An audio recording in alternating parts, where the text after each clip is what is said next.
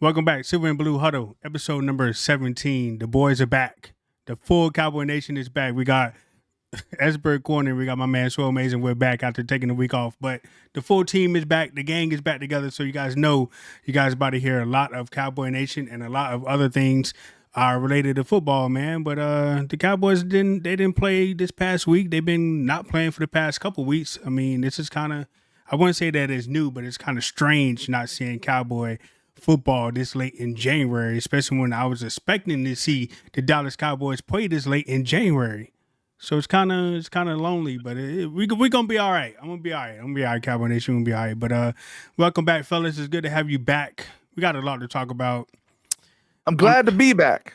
Yeah, it's glad to have you back. I had some family stuff I had to deal with, but I'm glad to be back with the fellas. I'm really, really happy to be back with you guys. I love talking Cowboy football with you guys, regardless if it's off-season Cowboy content or not. We still got a lot of things to talk about, so yeah. I can't wait to get into it. Yeah, let's get right back. I'm glad Rich is doing okay because I'm not. I'm pissed off. I'm pissed off that we're not playing football right now. I know it's tough to like really think about, man. But I gotta get over it. A lot of people will be like, "You're Rich. You should be used to it. The Cowboys have been one and done the last couple of years. Whatever. No, I'm not used to it. I don't want this feeling. I don't like this feeling of not playing this late in January. But I got to deal with it. So that's life. But let's hop right into it. They're right. They're right though, right? They're right. We got it. We should be used to it at this point. Right. So let's talk off-season moves, man, with the Dallas Cowboys before we get into all that other stuff, man. Off-season is here. The Cowboys got a lot of questions they need to answer. Let's talk about what needs they probably need to address like right away this off-season. Like, y'all got anything? O-line. Yeah, I think obviously on the offensive side of the ball, they got to figure out offensive line. They got to go get another wide receiver. I'm still not convinced that Michael Gallup is a wide receiver. You got to bring Brandon Cooks back? I would be fine if they brought Brandon Cooks back. You got to go find another wide receiver. Now, do you use Gallup for trade bait? Like, absolutely. If he brings any value back to your team, you absolutely take that opportunity. And then you got to find a running back that's going to run the football. They got to fix this run game. I don't care what it is. If that means Saquon Barkley comes here, if that means Derrick Henry comes here, I don't care what has to happen. They got to get back to run the football like they did when they had DeMarco Murray, when they had Ezekiel Elliott in the first years of his tenure here in Dallas. They got to figure that part out, because if we can't run the football, you see what teams in the playoffs are doing. They're running the football. And the teams that are successful running the football are the teams that are going to have a chance to win championships. And right now, that's not the Dallas Cowboys. Got to figure it out on the offensive side of the ball. Absolutely. I would say, yeah. Now, my question for the O-line, so we can still stay on that topic, right? Now, are you thinking more left tackle situation because it's that position's aging, or do you rather go back to like interior, like center guard? What's more priority? I think you have to look at every single position outside of maybe Tyler Smith and Zach Martin. I think you got to really look at all of these linemen, because Tyron Smith is definitely not young anymore. Tyler Biadasz is at the end of his contract. Do you want to bring him back? Terrence Steele had an up and down year. Do you go back and find somebody to take that spot? I think you got to look at every spot except for Zach Martin and Tyler Smith.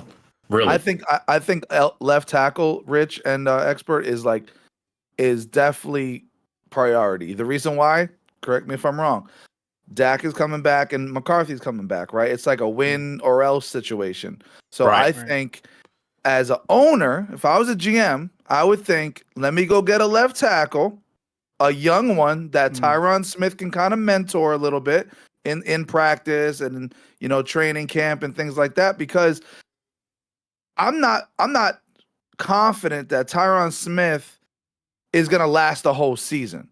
So the last thing I want as a GM, as a head coach, as an owner is, damn, man, Dak would have done better this year if we had blocking. I don't want that to be the excuse. So I think O-line is a little bit more priority than getting like a middle linebacker or something like that. Well, is Tyron Smith like on this? He's on this last year on this deal or something like that, right? But I would have to look at the contract. Yeah, I think he's already this. If they don't sign him, he's a free agent. I think. well, I think it's probably just to start over at left tackle. I mean, I did see like a bunch of off-season free agent moves that we can go at, and offensive tackle definitely was one of them. And I seen the dude from the Jets. He's out there. He's a free agent, so they can go ahead and get him to replace Tyron Smith because health is definitely. Becton? Huh?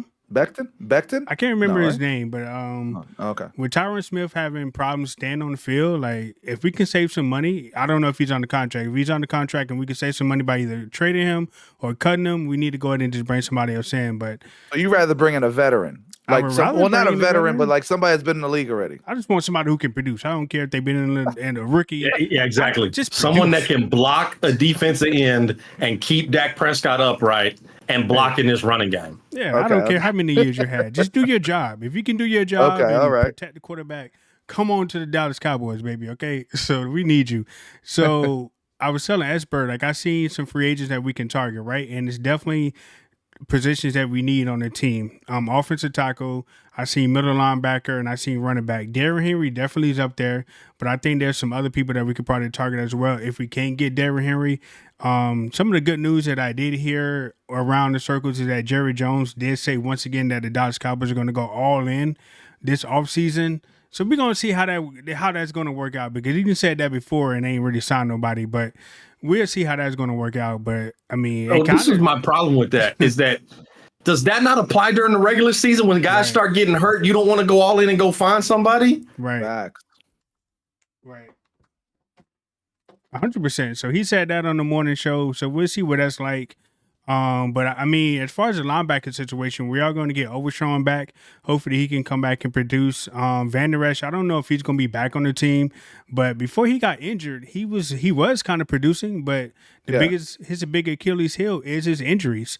So I don't know if we can trust that, but I do believe in Overshawn though, because he was a beast before he got hurt. I love Overshawn. And you know what? The part that we didn't get to see enough because he did get hurt early, we could have really used him in the playoffs when it came to shooting those gaps to stop the run. Right. He did it in college.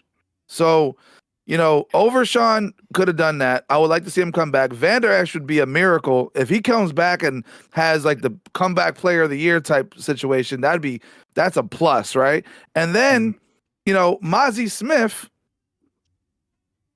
right? I mean, can we a bust? Is it too early to say if he's a bust or not?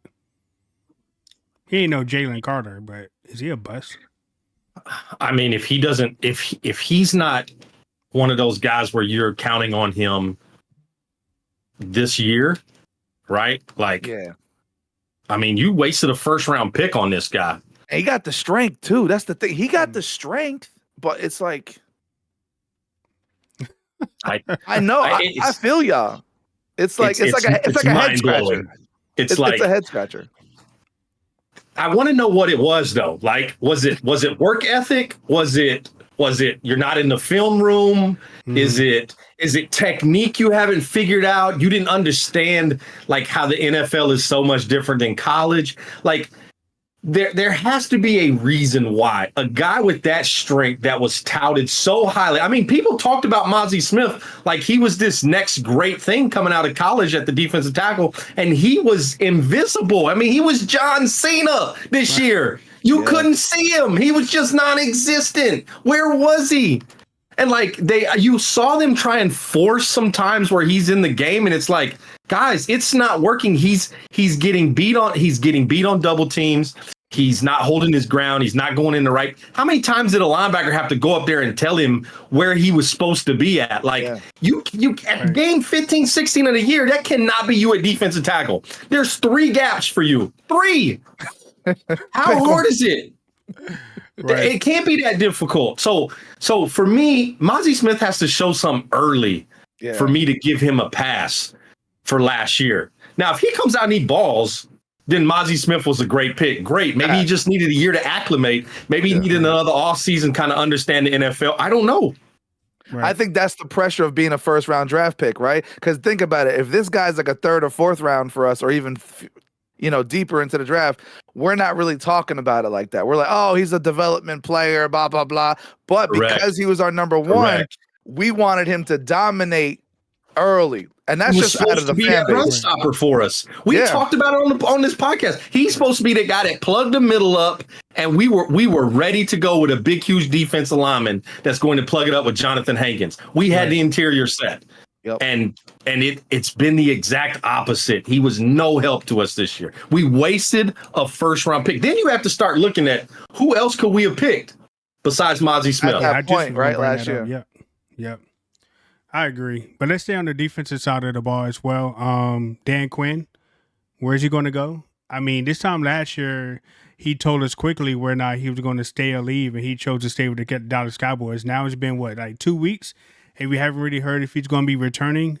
The rumor is that if he doesn't get a head coaching job, he's going to come back to the Cowboys. I mean, that's good and bad, but we would like to know what he's going to be doing very, very soon so we can go ahead and get his replacement hired or whatever. Like, I'm pretty sure the Cowboys are talking back channels between a lot of different candidates that they could bring in if Dan Quinn does decide to leave, but he's keeping the Cowboys in limbo right now on the defensive side. I mean, defense players got to be signed. We don't know if the ones that are free agents that we currently got on the team will fit the new scheme if we have to go a new way. That's why it's important that Dan Quinn gets his situation resolved very quickly. I mean, any thoughts on Dan Quinn and what he's going to do? I would say, Dan Quinn, please make a decision. Do not treat the Dallas Cowboys and Jerry Jones like we are our side chick. We were your main chick when you guys were doing your thing on defense, and we paid you money to be a defensive coordinator. We let you pick your guys, but please, Dan Quinn, make a decision so then we can go in a different direction. We love you. I respect you as a coach, but you got to make a decision because right now, okay, it's Super Bowl week, and you're like, oh well, we got time.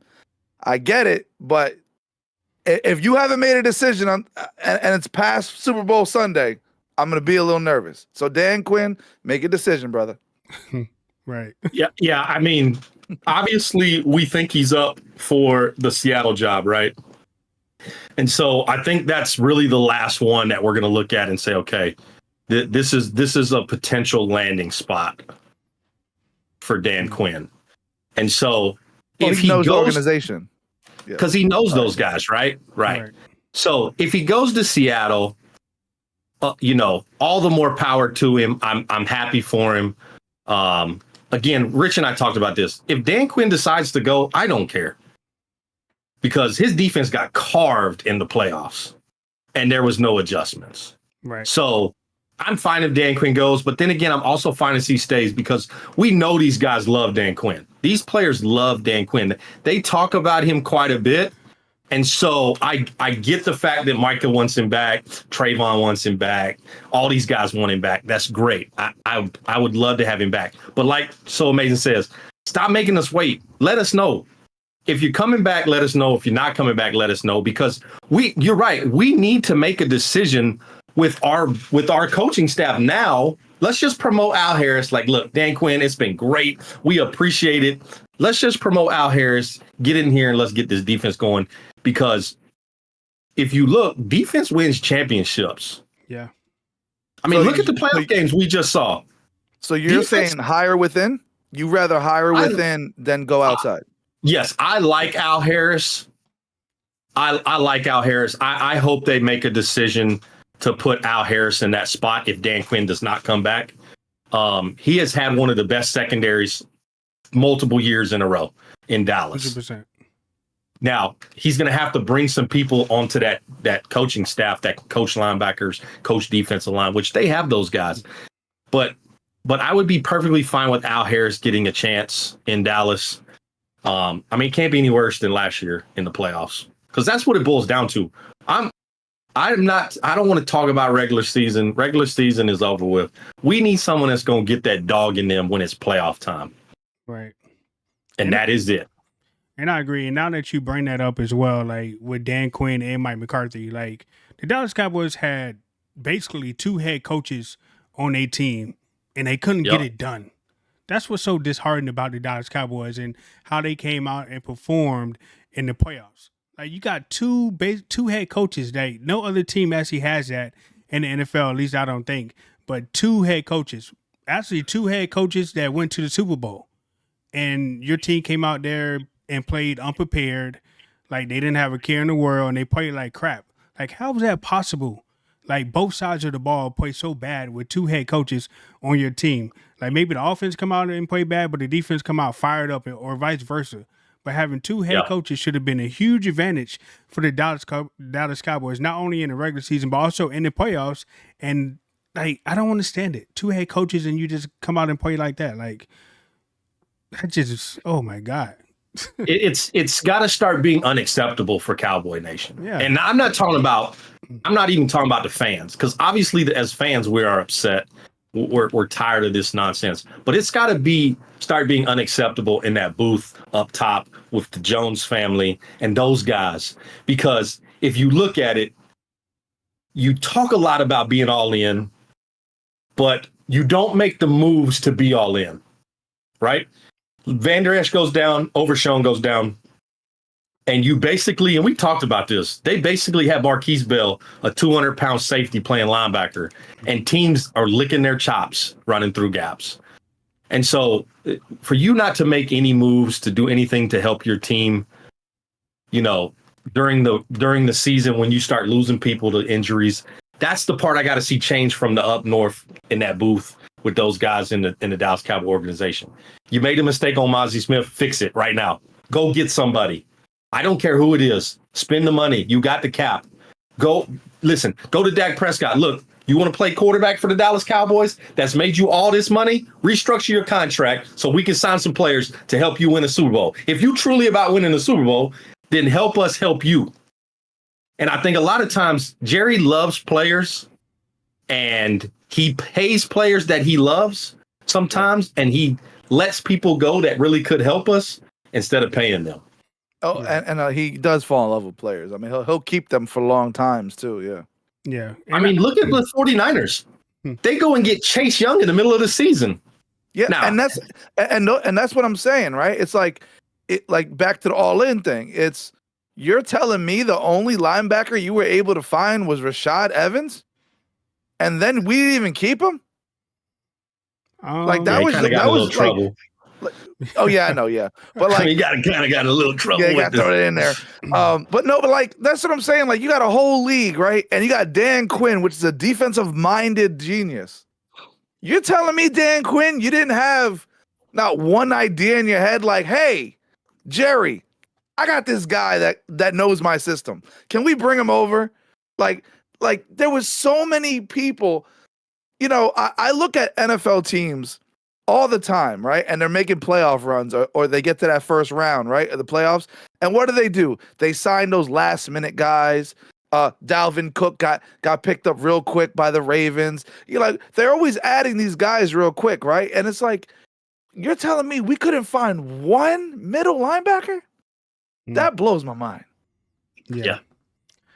Very disheartening, and it's kind of surprising that Jerry Jones and Stephen Jones will even accept that, because they can be like, yo, we guys are paying you guys top dollars to coach our team. Like, you're basically getting head coaching money from both of you guys, and like it's just unacceptable to be being out coached like that and have a team that's undisciplined year after year after year, leading the league in freaking penalties, and they just come out unprepared. Like, that's on coaching. So here we are. But anyways, we had some playoff games this year. I mean, this past week that did not involve the Dallas Cowboys. But let's talk about those games real quick. We'll start off with the Ravens and the Chiefs, and then we'll move on to the Lions and Niners. So real quick, what's your thoughts on the Ravens and the Chiefs and what happened in that game? I enjoyed the game. I watched it. One thing that jumps off the screen on me was surprised the Ravens really didn't run the ball as much as a total game plan. Like a total game plan, I'm surprised they didn't run as much, especially in the fourth quarter. I'm surprised. I mean, when Lamar was taking off, Lamar took off. So, I mean, that wasn't an issue. And, I mean, when I fast forward my mindset, I mean, that pick that he threw, man, like into triple coverage, and you try to force it into Andrews, like, you can't do that, man. Like, damn, I felt bad for the Ravens fans. Like, I really did. Like, I was watching the game, like, come on, man. Like, where's the team that we saw the last 4 or 5 games? Like, Like they played well, but it was like I'm looking at the score. Am I right though? Like you guys are football fans. Like when you're watching the game, right, and you saw that they only had 7 points going into half, were you not like sitting on the couch and like looking at the game like, hold up, they really only got 7 points? Like I was totally shocked. So to me, it was an underwhelming performance by the Ravens. Chiefs did what they had to do, Right. but it was underwhelming by me. Right. Yeah, I mean, you look at the Ravens, they're a run first team. Their quarterback is a runner. They got good backs in the backfield. And what they had 16 rushes. They had 16 rushes for 81 yards. That's crazy. And Lamar's got 8 of those for 54. So their running backs had 8 carries for 27 yards.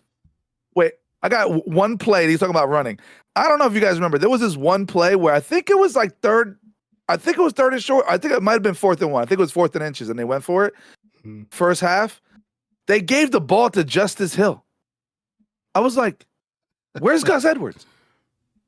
Like it's short yardage. Like it's just those little things that like. It's like when I play Madden. I'm not gonna put 195-pound running back to run an A gap. I'm going to put my head down and I'm going to need somebody big to break that tackle. I don't know why you put Hill in there for 4th and short or 3rd and short. Yeah. And you got Gus Edwards right there. And then the very next play, what do? Direct snap, Lamar Jackson. Let's just block everybody. Right. Like, I don't know, man. I just get, because I'm a runner myself and that's my game plan. I have a runner's mindset. So watching that game just like, boom, just like, it blew my mind, man. And then Zay Flowers. Can we talk about the Zay Flowers play? The taunting?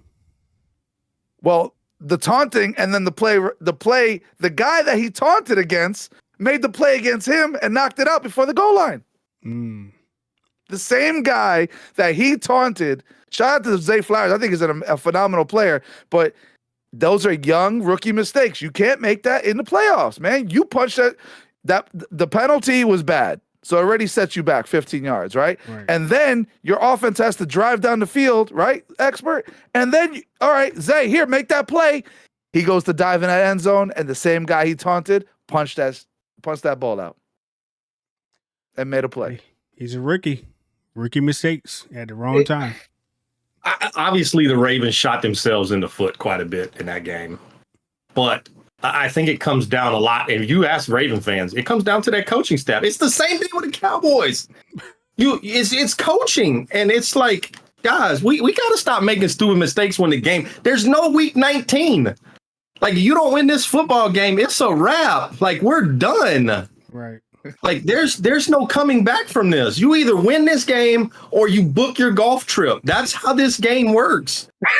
And it's like, it's the most frustrating thing to me when you see a team like the Ravens who run on people all day long. They're gashing people with the run. And then they come in a playoff game versus the Chiefs, who are not very good versus the run, and you throw the ball 37 times.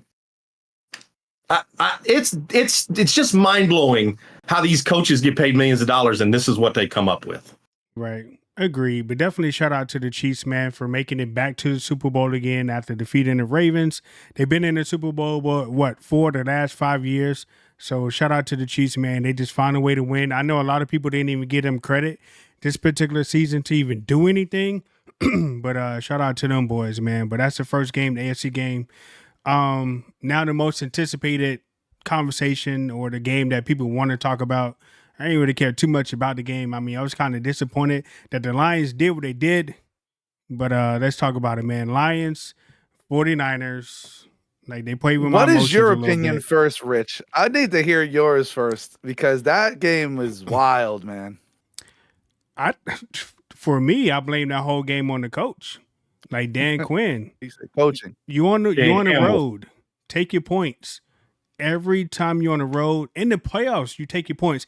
And not only that, you have a 17-point lead with opportunity to go up by 20 in the Super Bowl berth on the line. Momentum is a real thing in sports, by the way.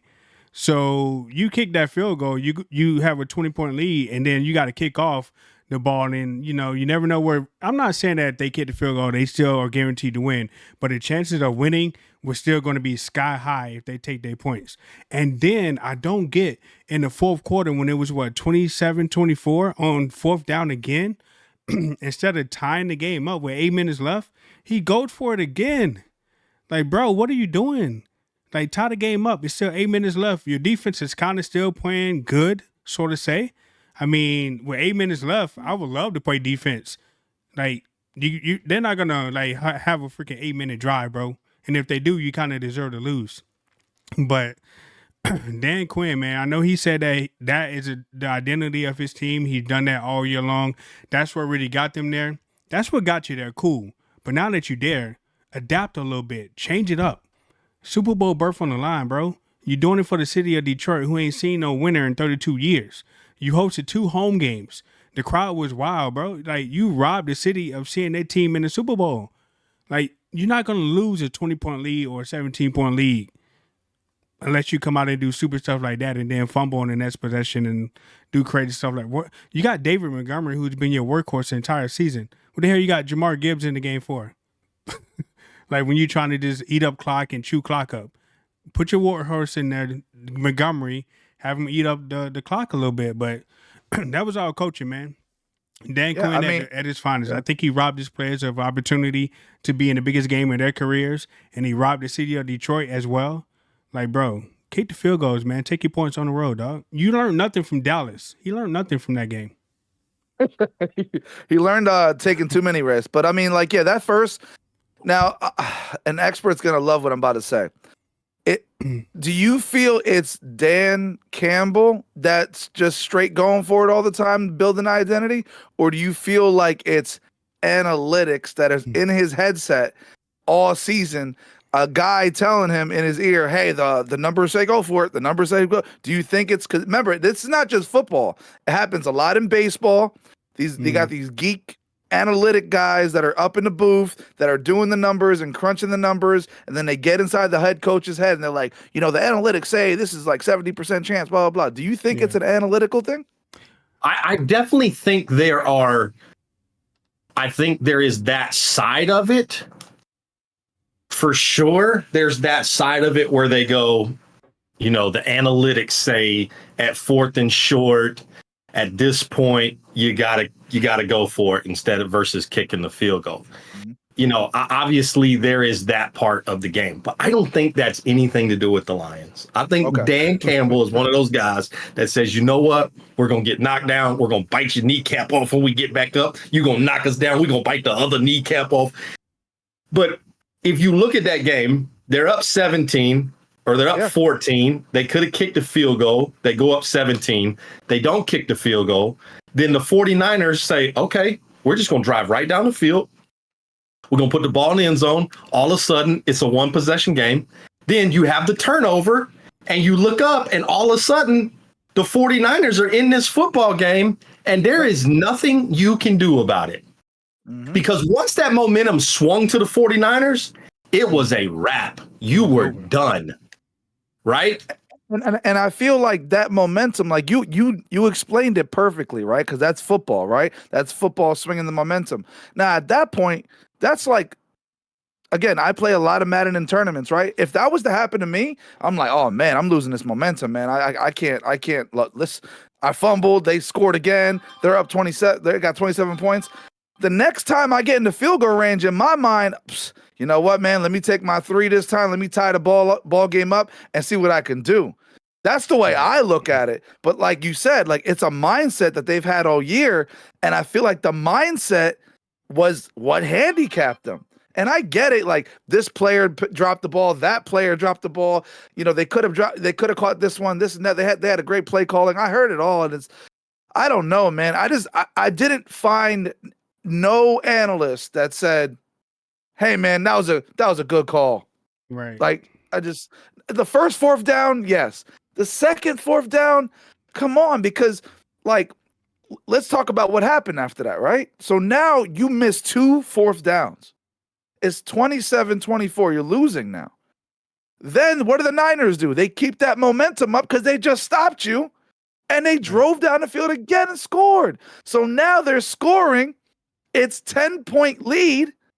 And then now, what do you got to do now, guys? Now, as a coach, you're like, oh, shit. Now I got to look at the clock. Now we got to manage this clock. Guess what? The first thing I did, guys, I looked right at the timeouts. I looked at my brother who sat on the couch right next to me. I said, you cannot waste these timeouts. Every timeout right now is like gold. You need to not waste these timeouts. And as soon as they wasted that timeout and they had 2 left, I threw my hands up on the couch. I said, oh, this game's over. Yeah, it's... It came down to a kick, an onside. There have been a lot of talks about the 49ers were gifted that game. Let's look at it on the other side, though. The 49ers go into halftime. It's what? Expert again. About to break the internet. Yep. It goes 24/7, right? It's 24/7. Listen. People only hear what they want to hear in the reels that get put out. I've not bashed the 49ers yet, right? I said the 49ers are in the same boat the Cowboys are, right? Doesn't matter if you go to the dance with the prettiest girl. If she leaves with another dude, you didn't get what you wanted. I'm sorry. That's how it works. Now, the 49ers got a chance. They're in the dance, right? They got their date with them. Brock Purdy is there. Deebo Samuel is there. You got a chance to win the date. We'll see what they do. I'm picking the 49ers to win this Super Bowl. I don't think the Chiefs have enough on that side of the football to beat the 49ers. The 49ers are going to hold the Lombardi Trophy this year. That's how it works. But back to the Lions game. You go into the halftime. It's 24-7 at halftime.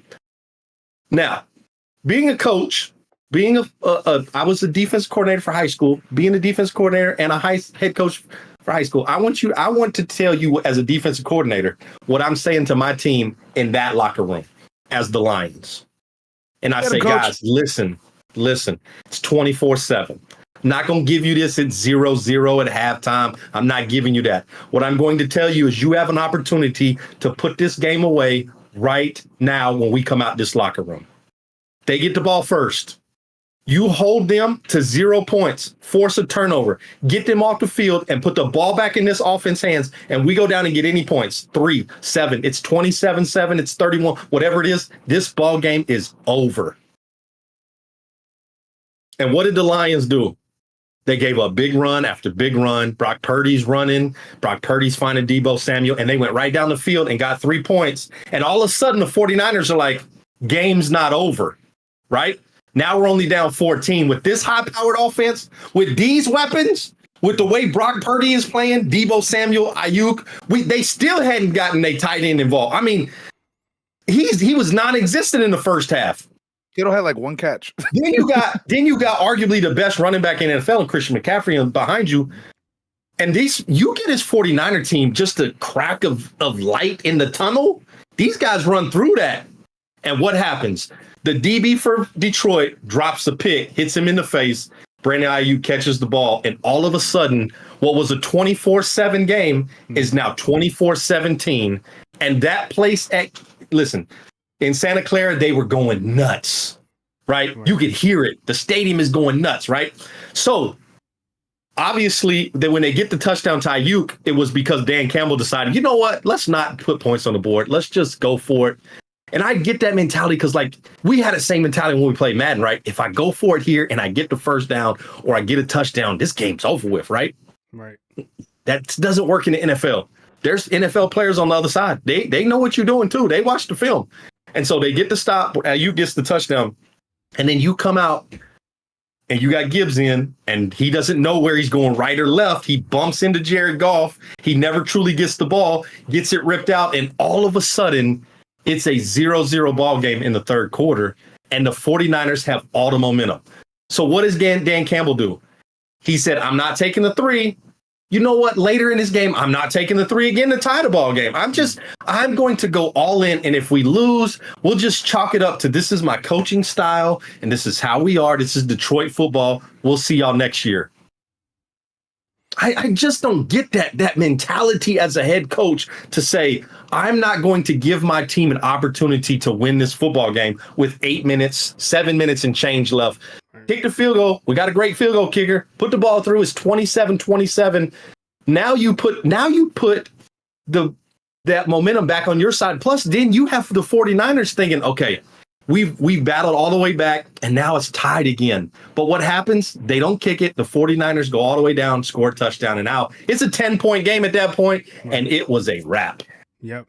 And it comes down to your head coach making stupid decisions in the biggest game of his career. And he did it all year. Again, the same thing with the Lions with the Cowboys. There's no week 19. If you just kick the field goals where you're supposed to, your defensive back catches the ball with his hands instead of his face mask. We're talking about Lions in their first Super Bowl.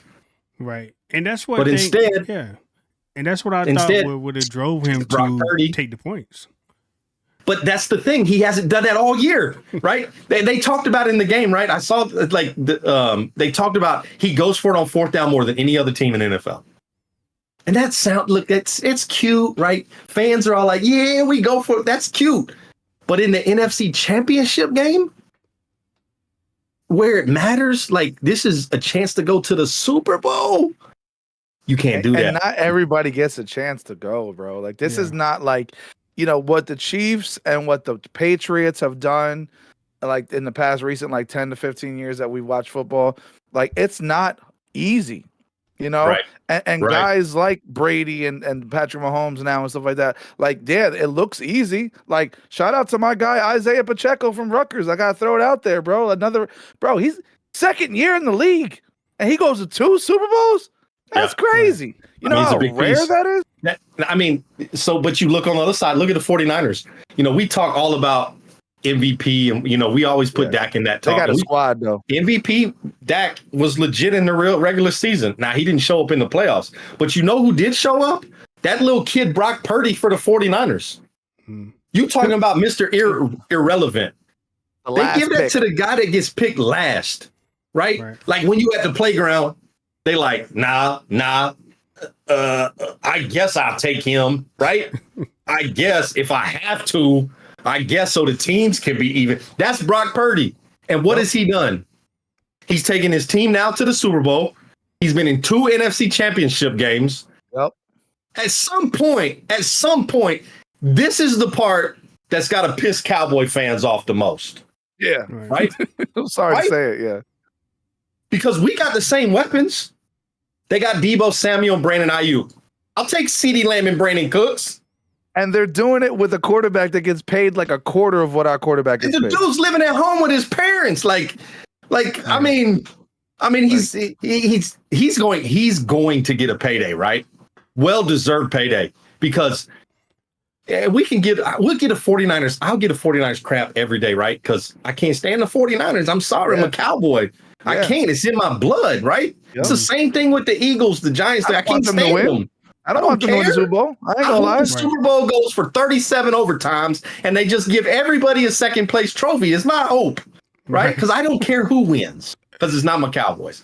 But they got the same weapons we got. Now, they tied in. George Kittle's probably a lot better than Jake Ferguson, but Jake Ferguson is up and coming. We got a good offensive line.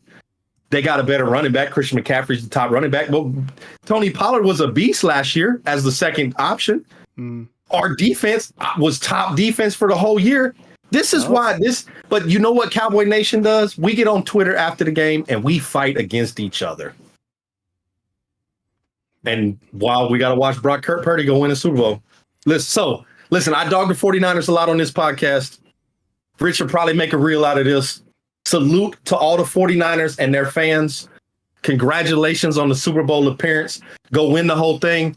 I hope you don't win it, but I'm picking y'all to win it because I think y'all got the best team out of the 2. Obviously, Patrick Mahomes does his thing on the other side of the football, but I think the 49ers have the more complete team, and they're going to get after Patrick Mahomes, and they're going to shut that run down. And before you know it, this is going to be a blowout by the 49ers.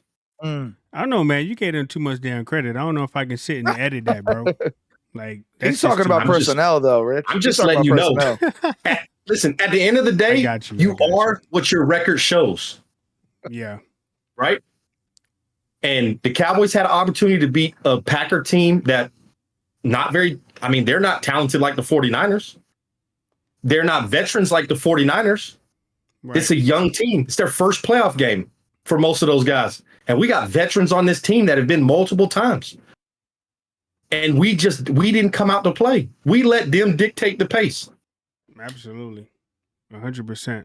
I think Dan Campbell, he took the phrase, "You play to win the game," literally. Here's the thing, like as that game was going on and Detroit was dominating and Detroit looked very, very prepared and ready for the 49ers, I was actually loving Dan Campbell. I was like, yo, this guy right here, like he was hired to bring grit and intensity to the Detroit Lions, and he did exactly that. And as the game was going on, I was like, yo, Detroit looked very prepared and focused for this game. Like they came out with a game plan and executed, and they was up 14-17-0. Like, bro, like Detroit Lions, like, man, this coaching staff, like they did an immaculate job with getting this team prepared. But then he started doing stupid stuff. The first fourth down, okay, you didn't get it. Cool. But the second one, I can't forgive you for that one because I was going to tie the game, bro. Like, that was going to tie the game with 8 minutes left. Like, unless the 49ers use up all 8 minutes, you deserve to lose. But I still think you probably could have got the ball back with 3-4 minutes left in the game if you didn't get a stop. And I believe that the freaking Lions could have got a stop if they took their points because Brock Purdy actually got saved by Brandon Ayuk twice. The DB should have caught it one on the sideline. I forgot what quarter. And the DB definitely should have caught that last one where Brock Purdy was leading him. Like, Brandon Ayuk wasn't even, like, in the play. Like, that DB should have caught that ball easily, and they got a little fluke, little bounce, and Brandon Ayuk, like, did a little Madden thing that they be doing and got it down, bro. So, it's stuff like that just lets you know, like, all right, guys, it's time to pack it up. They got the momentum. This game ain't going to go in our favor. They getting plays like that. I'm like. Did you see remember the play? I was going to say, do you remember the play where they gave it to Gibbs and he flipped it back to Goff and it was a double move and Jameis Williams was like a fade and it was over his shoulder. Yeah. And he catches that. He falls right in the end zone. Yeah. So it's like there was like I'm not gonna lie, the Lions did cook up some good plays. They did. But it wasn't executed. It comes down to who executes, right? The 49ers score on every possession of the second half, a field goal or a touchdown, except when they kneel the ball down at the end. They score on every possession. Yeah. They don't turn the ball over. And the Lions turn the ball over twice, once on downs and once on the fumble. Right? Also, let's talk about the 2 drop passes by the Lions wide receivers on fourth down. Both of those plays, you didn't get it on fourth down, but the ball hits your wide receiver in the hands twice. Right. It's not like they ran a fourth down play and it was a horrible fourth down play and they didn't have a chance. They had a chance on both of them. Right. The problem is the Lions didn't execute, the 49ers did, and the team that executes, that comes out there, that doesn't make mistakes, that doesn't turn the ball over, that puts points on the boards when they have a chance, those teams are successful in the playoffs. Right. Because it's razor thin when you get to this point. You're not playing the Giants in the NFC Championship. You're playing teams that are successful. And so you have to play your best game at those times. It's why Tom Brady is called the GOAT, right? Because when the game matters, when it matters the most, guap drive after guap drive in his career, what did Tom Brady do? He drove his team down the field and he put points on the board. It's what he did. It's why he was successful. Patrick Mahomes, what does he do? He doesn't make mistakes. He uses his legs. He uses his arms. He's athletic. He finds a way to get the ball down the field and put points on the board. That's the difference between a good team and an elite team. And what did the 49ers do? On Sunday, they proved they are an elite team. Right. When it matters most, coming out of this locker room, we're down 17. Whatever, we're down 17 points. We got to go out here and play mistake-free football and put points on the board every time. It's what they did. Right. And they deserve everything that's coming to them. I agree. And to close it out as well, like even when San Fran came out in the second half and only scored 3, in my mind, I thought that still was a W for the Lions because they held them to 3. Is. So I don't know why you didn't go down there and like just take your 3. It would have been a wash and you still would have been up 14, 17 points. You're up 17 if you take that field goal, right? And so you play half of a third quarter and it's the exact same thing as when you came out of halftime. So if you're on that 49ers sideline, you're like, we didn't gain any momentum. Right. It's the same thing. We got 3, they got 3. We're in the same boat. Exactly. But instead the 49ers get a stop on fourth down and all of a sudden that offense is fired up and now he's taking shots downfield and something glitchy happens and the ball bounces off your guy's face mask and Ayuk is there to collect that football And then they started to get a stop after that. The Lions kind of settled down. They got a little stop, and then Ayuk got open with a great move in the end zone, and Purdy found him. And all of a sudden, you felt it right then, right? Oh, yep. Switched. It's a wrap. There's no way the Lions win this game because that's a 10-point swing. It's not a touchdown. It's 10 points. You just gave up 10 because instead of kicking 3, you gave them 7.